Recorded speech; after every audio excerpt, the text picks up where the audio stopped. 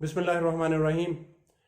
क्या आपने कभी सोचा है कि हर इंसान ये चाहता है कि वो अपनी ज़िंदगी में कामयाब हो, लेकिन इंसानों की अक्सरियत जो है वो जो ज़िंदगी में टारगेट करती है, जिस ऑब्जेक्टिव को हासिल करना चाहती है, उस तक पहुंच नहीं पाती। तो इसके अंदर फ़र्क क्या है कि कामयाब इंसान और एक नाकाम इंसान के अंदर फ़र्क क्या है? इसे थ्योरी ऑफ सक्सेस भी कहते हैं। और थ्योरी ऑफ सक्सेस के ऊपर दुनिया में बहुत सारे लोगों ने काम किया है, जिनमें से एक बड़ा नाम डॉक्टर ट्रेविस ब्रैडबरी का है।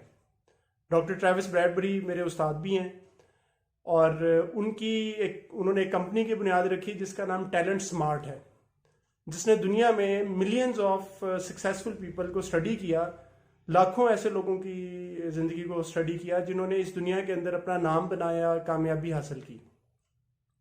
और उन्होंने ये चीज़ समझने की कोशिश की कि आखिर एक कामयाब और नाकाम इंसान के दरमियान फ़र्क क्या है।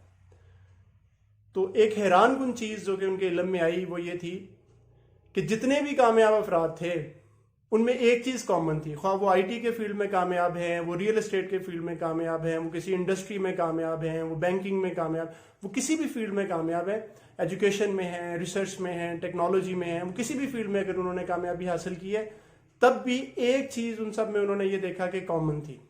वो ये कि उन्होंने अपनी ज़िंदगी का एक मकसद, एक विजन तय कर लिया था कि हम ज़िंदगी में क्या करना चाहते हैं, और ये चीज़ उन्होंने अपने पास लिख रखी थी। और उनकी रिसर्च से ये बात साबित हुई, और ये रिसर्च अब रिप्यूटेड जर्नल्स के अंदर पब्लिश्ड भी है, कि कामयाब लोग अपने ऑब्जेक्टिव्स को, अपने गोल सेट करते हैं, ऑब्जेक्टिव सेट करते हैं, अपना एक ज़िंदगी में मकसद का तयन करते हैं और उसे वो अपने पास लिख के रखते हैं।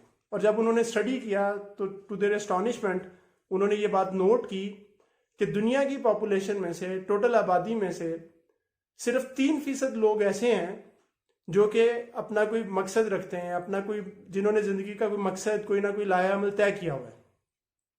और उन 3% लोगों में से भी सिर्फ 1/3 यानी कि टोटल आबादी का 1% लोग ऐसे हैं जिन्होंने अपने उस मकसद को लिख के रखा हुआ है।